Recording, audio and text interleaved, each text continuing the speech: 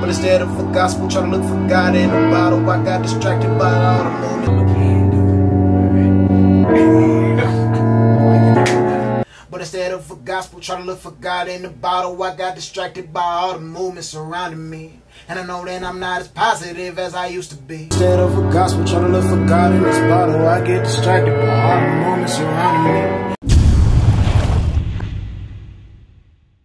Yo, YouTube family, fam, homies, what's up? Today I wanted to do something a little bit different instead of my typical day in the life vlog. I wanted to answer a question that I get asked all the time. It's about the security of my home and letting new people come to the house. It seems like a concern for a lot of you. This was a concern for my wife and some of her family. Obviously that's the main concern, huge concern, and it kind of sucks because it limits the amount of new business that I can just go out and grab. You know, it would be so much easier if I could just promote the studio, blast you know, the address, throw my number out there, have people hit me up left and right. It would be great for business, but at the same time, this is my house.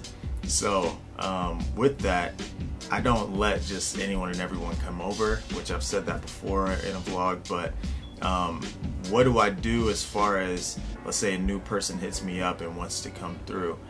There's a few ways that you can handle that. So, you know, a good way for you to kind of get the vibe of the person is to meet them somewhere else. Go to lunch, go wherever, just meet up with them somewhere and get a vibe for the person, you know, see how they conduct themselves.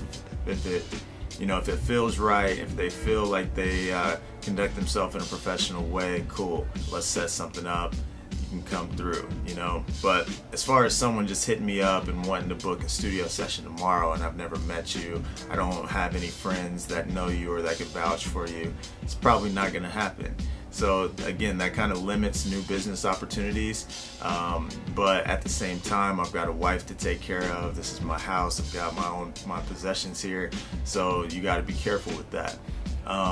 You know, a cool way to get new business is a lot of times artists will come through and they may bring another artist with them for a feature, and that's a cool way for you to, you know, meet someone, see it, hopefully they're conducting themselves in a positive, mature, professional way because they're coming with an artist who already knows what I expect in a studio session. You know, that's been a cool way for me to get new business. I only let artists bring other artists with them or other people with them if it's someone that's going to be featured on the song, or let's say it's like their producer or something like that. You know, I don't let people come through 4 or 5 people deep, you know, 3, 4 dudes just chilling, just coming to hang out. I don't do that because, again, it sacrifices the security of my house. It's not a good work environment. I hate trying to mix a song when you've got, you know, 3 or 4 dudes in the background just chilling, laughing, talking, and you're trying to mix, and then, you know, they hit you up the next day and they're not happy with the mix. I'm like, well, I couldn't hear while I was trying to mix, so I don't know what you expect. But yeah, that was a mistake I used to make earlier in my career. You know, people like to come with other people to the studio. It just makes it an uncomfortable environment. You know, I can't focus on what I'm doing because I'm trying to make sure that these dudes that I don't know, who aren't a part of the project at all, are respecting my house. So yeah, don't let that happen. So I would suggest definitely only allowing artists to bring other artists through if they're going to be a part of the song. And it's super easy to have that conversation. You know, I'm at the point now where I've worked with most of my artists for a while, so we just text back and forth, and you know, they let me know through text because I've already set that expectation if they're going to bring another person, and they already know, you know, you're only bringing another person if they're part of the project. So, but yeah, that's a cool way to get new business.